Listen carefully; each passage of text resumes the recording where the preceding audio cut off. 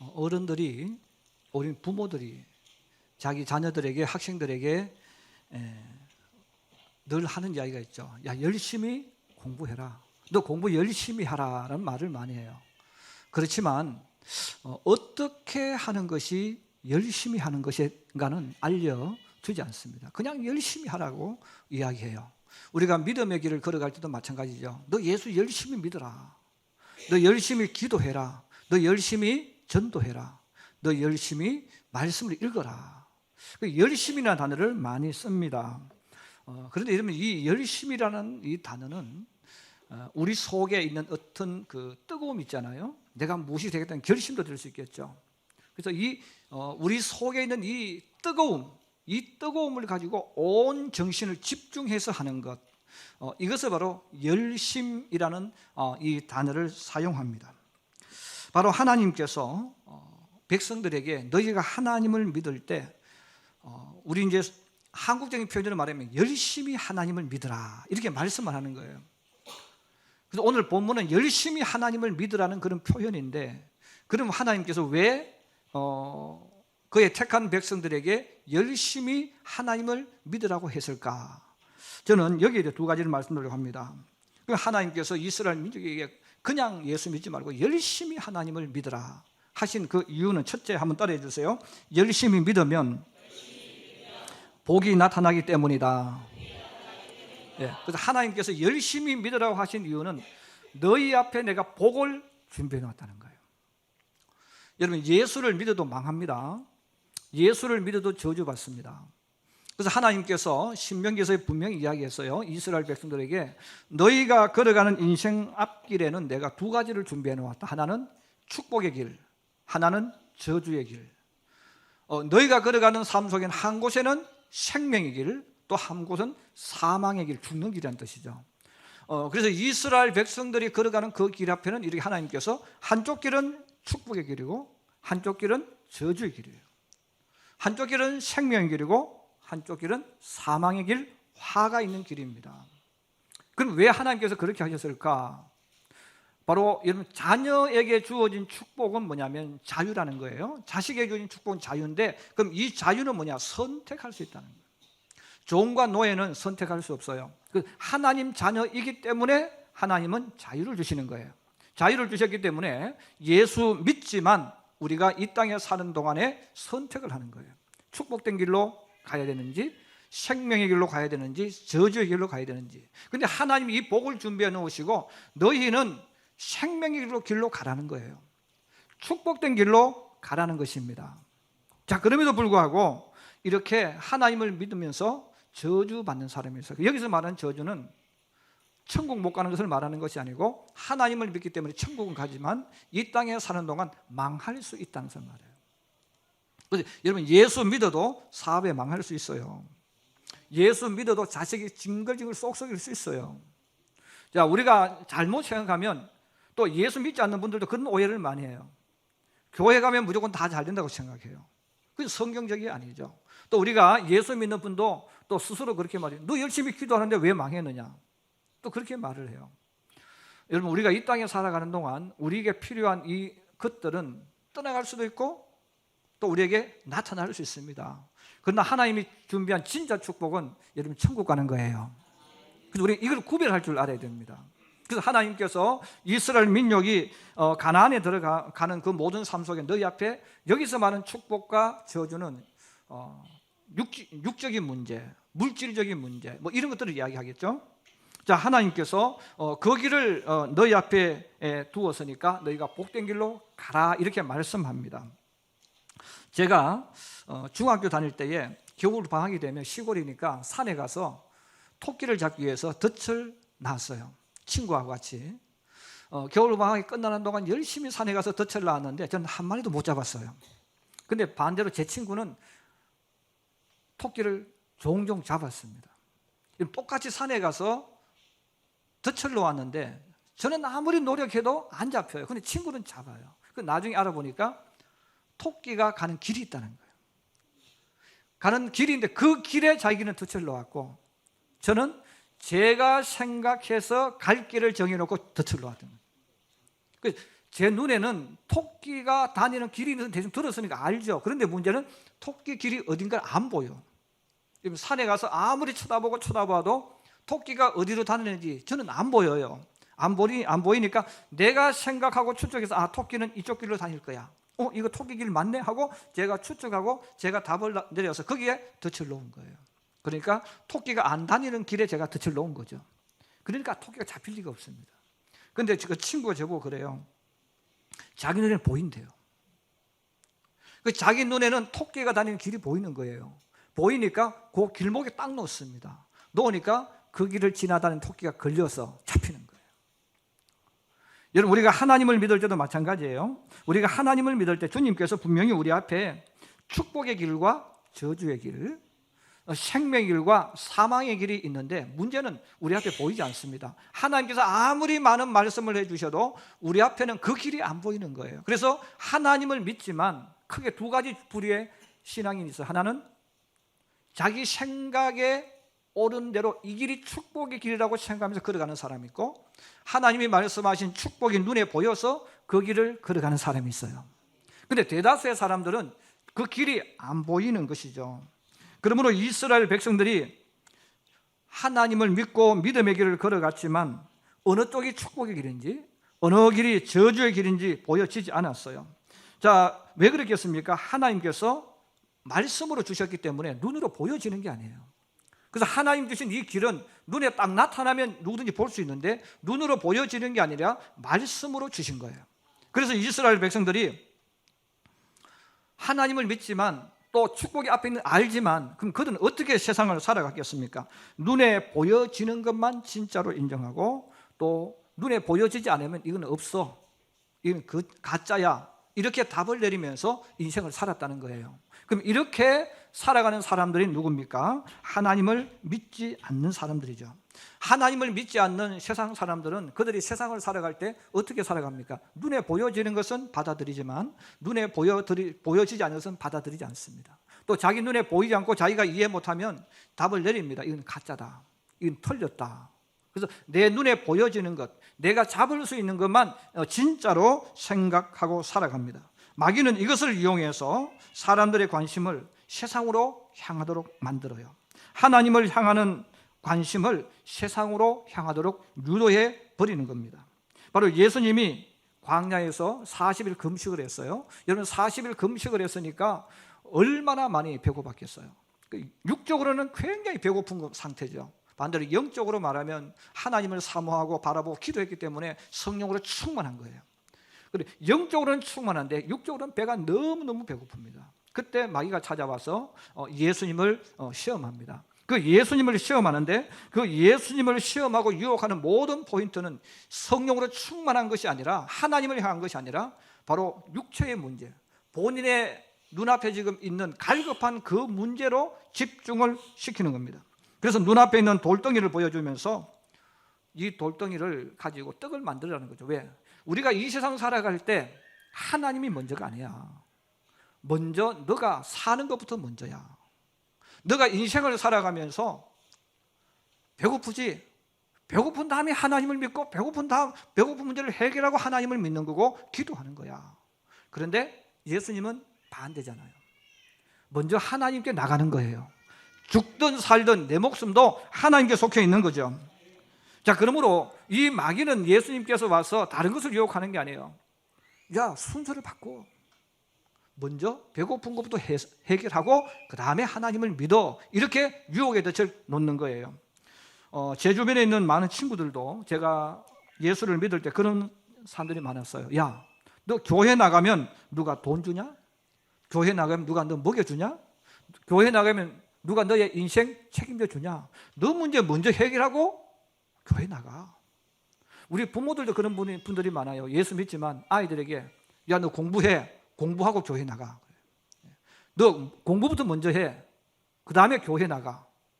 예수 믿는 사람도 그렇게 이야기해요. 이것은 바로 마귀가 던지는 유혹의 덫이죠. 여러분, 예수님께서 주신 답이 뭡니까? 사람이 떡으로 사는 것이 아니고 하나님 입에서 말씀으로 사는 거다. 이것은 순서를 이야기하는 거예요. 자, 그런데 여러분, 배고픈 사람에게 있어서 밥을 안 먹으면 죽을 것 같아요. 특히 우리 한국 사람들은 다른 것은 참아도 이때 밥 먹으러 딱 왔는데 밥상 안 차리면 그때는 변하잖아요, 남편들이. 왜? 안 먹으면 곧 죽을 것 같아. 그런데 실제로 안 먹어도 안 죽잖아요.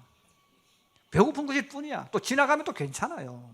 근데 우리가 인생을 살아가면서 바로 우리 눈에 축복이 안 보여지니까 하나님을 믿는 우리들이 자꾸 순서를 바꾸는 거예요. 떡으로 먼저 해결하고 시간 남으면 예수 믿고. 예. 자, 이것이 바로 마귀가 던지는 유혹이고, 또 예수님께도 마귀가 그렇게 왔던 거죠. 또 하나는 뭡니까? 예수님께서 예루살렘 성전 꼭대기에 올라가 뛰어내리라는 거죠. 여러분, 예수님이 꼭대기에서 뛰어내리면 사람들이 예수님을 영웅으로 만들겠죠. 야, 대단하다. 너 스탠트맨이냐? 어떻게 뛰어내릴 수 있느냐? 모든 인기는 주님께로 돌아가는 거예요. 하나님께 영광이 돌려지는 것이 아니라 너가 영광 받으라는 거예요. 이게 바로 두 번째 시험이죠. 여러분, 세 번째는 뭡니까? 온 세상의 모든 영광을 보여주면서 너가 내게 엎드려 굴복하면, 내가 너의 주인으로 만들면 내가 다 줄게. 또 유혹하는 거죠. 이것은 바로 에덴 동산에 아담과 이브를 유혹하며 선악과를 따먹게 만든 뱀이 한 역할이에요. 오늘도 예수를 믿는 신앙인들을 찾아다니면서 세상에서 살아가는 지혜로운 방법, 똑똑한 방법이 뭐냐? 성공과 출세하려면 순서를 바꾸어. 그래서 하나님을 믿지만 인간적인 것부터 먼저 하고 하나님을 믿어, 이렇게 가르치는 거예요. 그런데 하나님은 순서를 바꾸는 겁니다. 하나님이 먼저라는 거예요. 자, 그래서 우리가 이 땅을 살아가면서 예수를 믿지만 하나님이 주신 축복의 길로 가지 않고 자꾸 저주의 길로 갑니다. 예수를 믿기는 믿지만 우상을 섬기는 사람하고 똑같은 모습으로 살아가는 거죠. 그래서 교회를 다니지만 하나님의 말씀보다 세상의 지식과 세상의 방법을 더 고상하게 여깁니다. 또 그렇게 살아가는 것이 더 아름답고 똑똑하게 사는 것이라고 생각해요. 이스라엘 백성이 그렇게 걸어갔잖아요. 그러면 하나님께서 내가 너희 앞에 축복을 놓아줄 테니까 축복의 길로 가라고 말하지만 그들은 하나님 눈에 보여야죠. 그리고는 눈에 보여지는 방법, 이방인의 방법으로 살아갔으니까 하나님께서 말씀하신 그 저주가 왔잖아요. 그 저주가 뭐예요? 이스라엘 민족이 역사 속에서 사라져버리는 거예요. 이스라엘 민족이 온 세상에 흩어져서 어디에 사는지, 어떤 민족인지 잃어버리는 그런 비극적인 일이 일어났다는 거예요. 여러분, 예수 믿는 사람도 마찬가지예요. 예수 믿으면서 왜 세상 속에 들어가서 직장에서 동료들에게 존경을 못 받을까요? 분명히 그 사람은 예수 믿기는 믿지만 양다리 걸치고 예수 믿는 사람이야. 하나님이 우리에게 너희가 내 말대로 가라고 했는데 우리는 우상을 섬기는 사람들과 똑같이 살아가는 겁니다. 그래서 우상을 섬기는 사람은 양다리 걸치고 사는 거예요. 좋은 게 좋은 거니까. 그러나 성경은 좋은 게 좋은 게 아니라는 거예요. 하나님을 선택하는 게 좋은 거라는 거예요. 왜? 그 길이 축복의 길이고 영광의 길이라는 거예요. 그래서 이스라엘 민족이 여러분 역사 속에서 떠나는 그 이유는 하나님을 안 믿어서 그런 게 아닙니다. 그들은 하나님을 믿었습니다. 그들은 안식을 예배 드렸습니다. 그런데 하나님께서 놓으라고 했잖아요. 왜? 너희가 두 마음을 가지고 하나님을 믿었다는 거예요. 자, 이것이 바로 이방인들이 추구하는 삶. 그래서 이방인들은 예수 믿으면 좋고 불교 가도 좋고 또 어디 가서 비는 데 있으면 또 가서 빌면 또 좋아요. 왜? 신은 많을수록 좋은 거니까. 이것은 이방인들이 세상을 살아가는 처세술입니다. 그러나 하나님은 말씀합니다. 너 그렇게 하면 망한다는 거예요. 너 그렇게 하면 저주받는다는 거예요. 그래서 여러분 예수 믿으면서 저주받고 예수 믿으면서 잘못된 일이 왜 일어납니까? 바로 하나님이 주신 이 순서를 바꾸니까 그래요. 하나님이 축복이 안 보이니까 그렇죠. 안 보이니까 자꾸 우리는 그런 길로 걸어가는 거예요.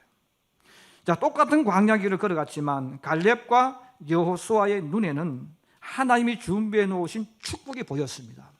하나님이 준비해 놓은 이 축복이 보여지니까 갈렙과 여호수아는 축복이 있는 길로 걸어가는 거예요. 그 축복이 있는 길을 선택하는 거죠. 그러므로 갈렙은 여호수아와 함께 가나안에서 바네아에서 돌아와서 하나님이 보여준 축복이 보여지니까 보여진 축복을 이야기하는 겁니다. 민수기 14장 7절에서 9절에 말합니다. 여러분, 우리가 가나안 땅을 두루 다니면서 정탐했습니다. 정말 아름다운 땅입니다.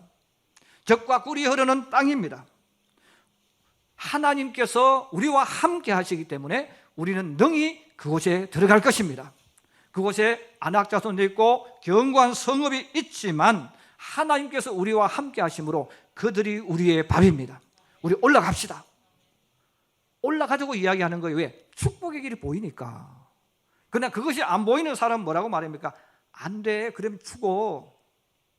우리가 그들과 싸워 이길 수 있는 조건이 아무것도 없어. 가면 망하는 거야. 그리고는 가지 않잖아요. 왜? 축복이 안 보이기 때문에 그렇죠. 이 갈렙과 여호수아는 세월이 지난 후에 똑같은 그 모습을 가지고 있습니다. 가나안 땅에 들어간 이후에도 마찬가지죠. 그는 여호수아에게 나아가서 요구합니다. 여호수아 장군, 하나님께서 내게 옛날 가나에서 바네아에서 약속하신 거 기억하시죠? 그 축복을 내게 주세요. 지금 내가 나이가 85세인데 그때 내가 정탐꾼으로 선출돼서 가나안 땅을 갔을 그때나 지금이나 나는 힘이 있습니다. 또 우리에게 주실 하나님의 그 땅은 아낙 자손들, 거인족들이 살고 있지만 그것은 아무 상관없습니다. 하나님께서 나와 함께 하시고 내게 주신 축복이기 때문에 그 땅을 내게 주십시오. 이 산지를 내게 주십시오. 외치고 그 땅을 찾으러 갔다는 거예요. 왜 갔겠어요? 축복이 보이니까, 승리가 보이니까 그 길을 걸어가는 거예요. 여호수아도 마찬가지입니다. 여호수아도 모든 장로들과 백성들의 지도자들 모아놓고 그들에게 선포를 하잖아요. 여러분이 어떤 선택을 하든, 여러분이 어떤 모습으로 신앙생활을 하든 나와 내 집은 오직 하나님만 섬기겠습니다. 여러분이 어떤 신앙생활을 하든 나는 거기에 끌려가지 않고 나와 우리 집은 온전히 하나님만 섬기겠습니다. 여러분, 왜 그렇게 선포할 수 있겠습니까? 하나님이 주신 축복이 보이니까 그렇게 하는 거예요. 하나님의 이 길이 내 눈에 보여지니까 그 길을 보고 걸어가는 거죠. 저는 우리 성도들이, 믿음의 백성들이 주님이 준비해 놓은 그 축복을 보고 믿고 걸어갈 수 있기를 주의 이름으로 축복합니다. 오늘 말씀 1절에서 3절 같이 한 번 더 보겠습니다. 1절에서 3절입니다. 시작. 이는 곧 너희의 하나님 여호와께서 너희에게 가르치라고 명하신 명령과 규례와 법도라. 너희가 건너가서 차지할 땅에서 행할 것이니 곧 너와 내 아들과 내 손자들이 평생에 내 하나님 여호와를 경외하며 내가 너희에게 명한 그 모든 규례와 명령을 지키게 하기 위한 것이며 또 내 나를 장구하게 하기 위한 것이라. 이스라엘아, 듣고 삼가 그것을 행하라. 그리하면 내가 복을 받고 내 조상들의 하나님 여호와께서 내게 허락하신 같이 젖과 꿀이 흐르는 땅에서 내가 크게 번성하리라. 아멘. 그럼 하나님께서 준비해놓은 축복이 뭐냐면, 첫째는 너희가 그 땅에 들어가서 땅을 차지하게 될 것이다 그랬어요. 땅에 대한 것이죠. 우리 한국 사람은 유난히 땅에 대한 욕심이 많아요. 왜? 땅은 우리 삶의 출발점이기 때문에. 그래서 여러분, 모든 사람 똑같습니다. 우리가 이 땅에 사는 동안 정말 축복 중에 축복은 땅이 있다는 거예요. 디딤돌이 있다는 거죠. 그래서 이 하나님께서 이스라엘 민족에게 바로 가나안 땅에 들어가면 그 너희 땅이 있다는 거예요. 그래서 하나님이 주신 축복이 뭡니까? 땅에 대한 축복입니다. 그리고 또 하나는 너희와 너희 후손들이 대대로 거기서 하나님을 섬기는 복을 받게 될 것이다. 그리고 마지막, 개인적으로는 너가 장수하면서 살게 될 것이다. 그리고 모든 사람에게 주어지는 축복이 3절 끝에 보면 이렇게 나옵니다. 한번 따라해 주세요. 내가 크게 번성하리라. 하나님의 축복입니다. 그런데 이 축복은 우리 모든 사람이 받기를 원하는 축복이에요. 그런데 우리 예수 믿는 사람이 가장 많은 불순종을 하고 자식들이 잘못 가르치는 게 있어요. 그것은 바로 뭐냐면 하나님이 주시는 복은 크게 번성하는 축복이에요. 그런데 우리 예수 믿는 부모들이 자식들에게 뭐라고 말해요? 얘야, 힘드니까 하나만 놓고 혹시 좀 있으면 둘만 낳으라 그래요. 결국 우리는 무슨 이야기 합니까? 너 하나님 말씀에 불순종해. 하나님 말씀 정답 아니야. 네가 판단해서 하나님 말씀에 불순종, 너 편한 대로 살아가라, 이렇게 가르치는 거예요. 여러분, 이것은 불순종을 가르치는 거예요. 그래서 우리 예수 믿는 부모들은 절대로 자식들에게 하나 낳아라, 둘 낳아라 말하면 안 돼요. 어떻게 해야 됩니까? 크게 번성하라. 할렐루야. 이게 성경적이란 말이에요. 우리 가난한데요. 이게 뭐 가난하니까 더 자식 많이 낳아야지. 왜? 가난하면 예수 잘 믿게 돼 있어요. 그래서 우리 부모들이 성경을 믿어야 되는 거예요. 저는 우리 성도들이 시대와 상관없이 내 삶과 상관없이 하나님 말씀에 순종하기를 주의 이름으로 축복합니다. 그래서 우리 부모들은 자신 있게 이야기해 줘야 됩니다. 크게 번성하라. 그리고 내 자식들에게 축복도 그렇게 해야 돼. 하나님, 우리 집안이 번성하게 하여 주옵소서. 우리 아들이 우리 딸이 번성하게 하여 주옵소서. 기도해야 돼요. 근데 우리는 불순종하는 거예요. 근데 본인이 불순종한다고 생각 안 해요. 우리 청년들 마찬가지예요. 우리 청년들도 보니까 결혼해서 3명까지 낳더라고. 근데 4명까지는 벌써 머리를 쓰기 시작해요. 그러면 안 된다는 거예요. 여러분, 하나의 방법대로 살아야 됩니다. 그래서 오늘 하나님께서 크게 번성하리라. 이게 축복이에요. 여러분, 돈 아무리 많아도 리더자 못 됩니다. 돈 아무리 많아도 지도자 못 됩니다. 민족과 지도자는 숫자가 많아야 되는 거예요. 그래서 하나님께서 진짜 자식의 복은 뭐냐? 내 자식이 혼자 나와서 1등 하는 게 복이 아니라는 거예요. 그보다 더 큰 복은 자식이 많아져서 자식이 대대로 더 강한 리더십이 나오는 거예요. 이게 성경에서 말하는 진정한 축복입니다. 그래서 우리 예수 믿는 사람들은 하나님의 말씀을 전적으로 믿어야 돼요. 그리고 삶 속에 살아가야 됩니다. 우리 어른들이 먼저 이 말씀에 대해 복종을 해야 돼요. 그리고 우리 청년들도, 우리 학생들, 여러분 결혼하면 절대로 하나 둘 나오면 안 됩니다. 아멘? 우리 환영이 아멘 아니죠? 아멘? 이것은 내가 주는 축복이 아니라 하나님이 주시는 축복. 그래서 오늘 하나님이 약속하는 것은 뭡니까? 크게 번성하리라. 그래서 여러분들이 하나님을 믿는다면 내 머리 가지고 하지 마라 그 말이에요. 내가 가난해도 여러분 우리 아이들이 컸을 때 내가 어떻게 변할지는 아무도 몰라. 그래서 우리 스스로가 사회에서 캠페인하면 거기에 미혹돼서 하나님 말씀 불순종하고 이렇게 하면 이건 유대인들이 망한 것과 똑같은 거예요.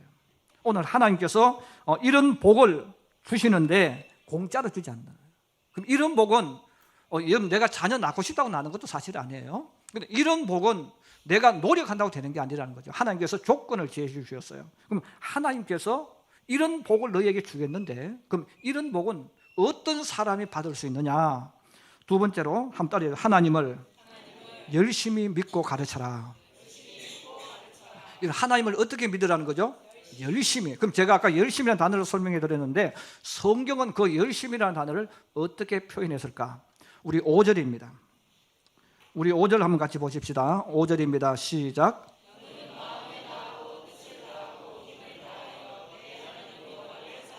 여기 보면 너는 마음을 다하고 뜻을 다하고 힘을 다하여 내 하나님 여호와를 사랑하라.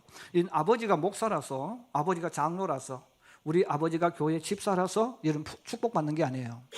이것은 내가 하나님 앞에 어떻게 할 때 하나님께서 복을 주시는 겁니다. 그렇다면 바로 우리가 하나님을 어떻게 믿어야 되느냐?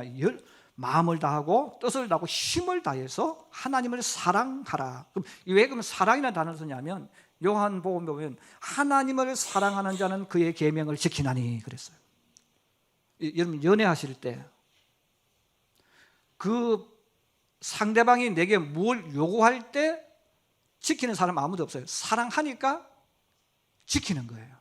사랑하니까 약속 시간에 나가는 거예요. 사랑하니까 꽃다발 사가는 거예요. 사랑하니까 다 내놓는 거예요. 마찬가지로 오늘 하나님은 여호와를 사랑하라고 말합니다. 지키라고 말하지 않습니다. 왜? 사랑하면 지키기 때문에요. 그래서 우리가 하나님을 사랑하면 하나님 말씀을 지키는 거예요. 뒤집어 말하면 하나님을 사랑하지 않으면 하나님 말씀을 지키지 않는다. 다른 표현하면 하나님 말씀에 불순종한다. 그래서 하나님을 사랑하면 말씀에 따라가고 반대로 하나님을 사랑하지 않으면 말씀을 불순종하게 되어진다는 거죠. 그럼 어떻게 하나님을 사랑해야 됩니까? 마음을 다하고 뜻을 다하고 힘을 다해 살아가는 거죠. 돈이 많은 청년이 예수님께 찾아와 질문했어요. 선생님, 내가 무슨 선한 일을 하면 영생을 얻겠습니까? 예수님께서 말씀합니다. 너가 영생을 얻으려 생명에 들어가려면 계명을 지켜라. 그 부자 청년이 말합니다. 어떤 계명을 지켜야 됩니까? 선생님, 저는요 지금까지 살아오면서 계명을 다 지켰습니다. 예수님께서 말씀합니다. 여러분 계명의 핵심이 뭐냐면 계명은 사랑입니다. 그래서 1계명부터 10계명까지는 한 단어로는 사랑. 하나님을 사랑하면 지킬 수 있는 계명, 반대로 말하면 하나님을 사랑하지 않으면 지킬 수 없는 계명이에요. 그래서 이 10계명을 내가 지켰다는 거죠. 근데 예수님께서 말씀하시면 그래? 너 하나님을 사랑했느냐? 지금 지킨다는 단어와 같은 단어는 사랑한다는 단어입니다. 그래서 그 계명을 지켰느냐 이 말은 너 하나님을 사랑하느냐 그 말이거든요. 그래서 예수님 질문했어요. 너 그 계명을 다 지켰느냐? 예, 제가 다 지켰어요. 그때 예수님께서 사랑을 풀어서 말씀해 주는 거예요. 내가 온전하고자 할진대 가서 소유를 팔아 가난한 자들에게 주라. 그리하면 하늘에서 보화가 내게 있으리라. 그리고 와서 나를 따르라. 그 말을 듣고 재물이 많은 청년은 근심하며 갔다는 거죠. 왜 그렇습니까? 사랑이 뭔지를 몰라서 그래요. 여러분, 사랑은 받는 게 아니고 내 가장 소중한 옥합을 깨뜨려서 내어주는 게 사랑이에요. 그런데 우리는 사랑을 자꾸 변질시켜요. 그래서 변질된 사랑, 그 사랑은 뭡니까? 당신 나 사랑하지? 사랑한다고 하면 사랑하니까 밥 해줘, 사랑하니까 뭘 해줘 그래요. 그건 사랑이 아니에요. 그거는 부패된 잘못된 거죠. 사랑은 요구하는 게 아니라 사랑은 주는 거예요. 그래서 예수님께서 사랑을 이야기해 준 거예요. 계명 다 지켰습니다. 다시 하나님 사랑했습니다 하니까 예수님께서 뭐라고 말하면 그래? 너 주님 사랑하느냐? 그러면 너 가지고 있는 거 팔아서 어려운 사람 줘. 왜? 그게 사랑이니까. 이런 계명을 다 지켰다고 말해놓고 하나님을 사랑한다고 말해놓고 너 가지고 있는 것 주라고 하니까 못 주는 거죠. 다시 말하면 너 가짜로 말하는 거야. 너는 10계명 지킨 사람이 아니야. 너는 엉터리로 예수 믿는 사람이야. 이렇게 예수님께서 알려주는 거죠. 예수님께서 주신 그 핵심 바로 사랑이에요. 그럼 사랑이 뭐냐? 마음을 다하고 뜻을 다하고 힘을 다해서 하는 것, 이것이 바로 사랑입니다. 그럼 이는 마음을 다한다는 말은 자신의 마음을 다 쏟아 붓는 것을 말해요. 그러면 사람은 어떤 곳에 자신의 마음을 다 쏟아붓습니까? 예수님께서 마태복음 6장 21절에 말씀합니다. 보물이 있는 그곳에는 너의 마음이 있느니라 그랬어요. 한번 따라해 주세요. 보물이 있는 그곳에는 내 마음이 있느니라. 보물이 있는 곳에 너의 마음이 있다는 거예요. 다시 말해, 보물을 위해서 사람 모든 걸 쏟아붓습니다. 우리 남자들은 차를 좋아해요. 그래서 우리 성도는 어떤지 모르겠지만 차를 보물로 삼는 사람이 있습니다. 이 사람은 아침만 되면 일찍 나와서 차를 닦고 막 하는 거예요. 자기 집은 안 닦아도 차만 닦는 거예요. 왜 그렇습니까? 이 사람은 차가 자기 보물입니다. 우리 여성들 가운데는 명품 백을 좋아하는 사람이 있어요. 그러면 그 명품 백을 하나 사려고 모든 돈을 다 모으고 집중해서 또 인터넷 찾아보고 가격을 찾아보는 거예요. 왜 그렇게 합니까? 나에게는 이 명품 가방이 보물이에요. 또 어떤 사람은 진급하는 게 자기 인생의 보물이죠. 그럼 이 사람은 진급하기 위해서 모든 에너지를 쏟아붓는 거예요. 이게 바로 뭡니까? 마음을 다하고라는 단어예요. 우리가 보물을 위해서 모든 것을 집중하는 것처럼 주님께서 말씀합니다. 너 하나님을 사랑하느냐? 예, 사랑합니다. 그럼 사랑은 뭐냐? 너의 마음을 집중시키는 것이다.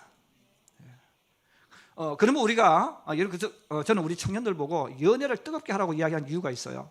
연애를 뜨겁게 해보면 사랑은 뭐예요? 쏟아붓는 거예요. 여러분, 사랑하면서 이 남자가 이 여자가 나에게 뭘 줄 거야 이렇게 말하고 연애하는 사람은 없어요. 그렇게 하면 연애가 될 수가 없죠. 그래서 열심히는 뭐냐? 내 마음을 쏟아붓는데 보물처럼 여기는 곳에 쏟아붓는 것을 말합니다. 다시 말하면 하나님이 너의 인생의 보물이 되어야 된다는 거예요. 여러분, 뜻을 다한다는 것은 무슨 말입니까? 어떤 목적과 계획을 세워놓고 거기에 모든 것을 쏟아붓는 것을 말하는 것이죠. 여러분, 바리새인과 사두개인들이 예수님이 자기들의 밥그릇을 빼앗아가는 원수를 생각했죠. 그리고 그 예수를 제거하기 위해서 모든 수단을 방법을 다 강구하잖아요. 그들이 딱 뭐 뜻을 정합니다. 그 뜻이 뭡니까? 예수 없애자. 예수 십자가에 못 박아 죽이자. 그래서 이게 바로 뭐예요? 내 목적을 위해서 거기 집중하는 걸 말해요. 그래서 오늘 하나님께서 말씀합니다. 너 인생의 목적이 뭐냐? 너 세상 살아가는 목적이 뭐냐? 예수님이 너의 인생의 목적이 되라는 거죠. 모든 것을 뜻을 거기에 모으는 거예요. 여러분, 힘을 다한다는 말은 탈진할 상태가 되도록 하라 그 말입니다. 제가 1993년도 교회를 개척하고 그때 24평 교회에 있었습니다. 1년 후에 교회가 너무 작은 것 같아서 제가 조금 욕심을 부려서 54평으로 옮겼어요. 그 54평으로 옮겼는데 의자가 없습니다. 그래서 돈이 없어서 안산에 가서 9자짜리 의자를 사왔는데 그 옛날에 그 원목으로 된 의자 있었죠. 9자 된 큰 의자. 이 둘이 들으면 이 젊었을 때 허리가 휘청할 정도로 무겁습니다. 근데 3명이 가서 그 의자를 20몇 개를 싣고 왔어요. 근데 위에서 지하로 이렇게 내려와야 되니까 그게 그냥 드는 게 아니잖아요. 그 의자를 내려오는데 얼마나 힘들고 지친지 3명이 했는데요. 10몇 개를 하고 다 3명 다 뒤로 벌렁 낮아버렸습니다. 이제 못하겠다. 예. 그게 바로 뭐예요? 힘을 다하여란 단어입니다. 그래서 하나님께서 바로 오늘 이스라엘 백성들에게 이 말씀을 해주신 뜻이 뭘까요? 너희가 하나님을 믿을 때 올인하라는 뜻입니다. 세상 사람이 올인할 때 있죠. 언제입니까? 돈을 위해서, 성공을 위해서. 세상 사람은 올인해요. 근데 하나님 말씀합니다. 너 하나님을 믿는데 그렇게 하라는 거예요. 그렇게 하면 너희 앞에 복이 나타난다는 겁니다. 여러분, 세상 사람은 복을 쫓아가는 사람이고 예수 믿는 사람은 복이 오게 하는 사람이에요.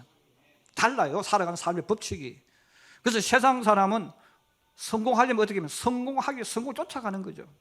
근데 예수 믿는 사람은 하나님 말씀대로 너 그렇게 예수 믿으면 성공이 너를 쫓아온다는 거예요. 이게 예수 믿는 원리란 말이에요. 그러므로 예수 믿는 사람이 성경대로 산다는 말은 하나님의 원리가 내게 임하도록 하는 거예요. 그런데 많은 예수 믿는 사람들이 예수 안 믿는 사람처럼 살아가는 거예요. 예수 안 믿는 사람처럼 내가 복을 막 쫓아가는 거예요. 성공을 쫓아가는 거죠. 그런데 여러분, 성공과 복은 항상 눈앞에 있습니다. 나보다 조금 빨라가지고 잡힐 것 같은데 안 잡히는 거죠. 근데 여러분, 하나님 주신 축복은 뭡니까? 내게 오는 겁니다. 하나님께서 40년 동안 계속 가르친 거예요. 제가 여러분 그런 질문 참 많이 해요. 여러분, 만나가 이스라엘 백성을 따라왔습니까? 아니면 이스라엘 백성이 만나를 따라갔습니까? 만나가 따라왔죠. 여러분, 만나가 따라오니까 즐겁고 행복한 것인데 만약에 이스라엘 백성들이 먹을 것을 위해서 날마다 그걸 어디에서 찾았다면 광야 생활을 못했을 거예요. 하나님이 이것을 40년 가르치신 거예요. 자, 그런데 40년 동안 가르쳤고 먹었지만 또 돌았으면 또 안 믿는 사람이 또 살아가는 거예요. 왜? 안 보이니까. 저는 우리 성도들이 예수를 믿을 때 그냥 교회 여러분 다니는 사람 되지 않기를 주의 이름으로 부탁합니다. 오늘 뭐라고 말합니까? 너희가 하나님을 믿을 때 그렇게 믿지 말라는 거예요. 그냥 적당히 다니는 것은 이방인들이 그렇게 하는 거예요. 하나님을 믿지 않는 사람이 그들이 종교생활, 왜? 그들의 종교생활은 취미생활입니다. 취미는 해도 되고 안 해도 돼. 기분 나쁘면 안 해도 되고. 그러나 하나님과 우리와의 관계는 취미생활이 아닙니다. 내 인생을 거는 거예요. 내 주인이 결정되어지는 거예요. 다르단 말이에요. 자, 그렇게 하나님을 너희가 믿으면 복이 너희에게 따라온다는 거예요. 이런 복이 따라오니까 너 어떻게 복 받았냐? 나도 몰라. 하나님 복 주셨어. 이 정답이란 말이에요. 저는 우리 성도들이 세상 살아갈 때 이 갈렙과 여호수아처럼 축복의 통로를 알고 그 길을 향하여 걸어가는 하나님의 사람들이 되기를 주의 이름으로 축복합니다. 여러분, 그냥 하나님을 믿지 말고 그냥 기도하지 말고 그냥 찬송하지 말고 그냥 예배드리지 말고 내 마음을 다하고 힘을 다하고 뜻을 다해서 하나님을 찬양함으로 하나님이 주시기를 그렇게 원하셨던 이 축복이 내 인생 속에, 내 직장 속에, 내 자녀들 속에 임하도록 만들어가는 우리 성도들 되기를 주의 이름으로 축복합니다. 여러분, 그런 복을 받으면서 나처럼 예수 믿으라고, 예수는 이렇게 믿어야 된다고 여러분 간증하면서 증거하면서 여러분의 인생길을 열어가고 만들어가는 예수의 사람, 하나님의 사람들이 되기를 주의 이름으로 축복합니다. 축복합니다. 다 같이 일어나셔서 찬송가 1장 하나님께 드리면서 준비하신 예물 드리겠습니다.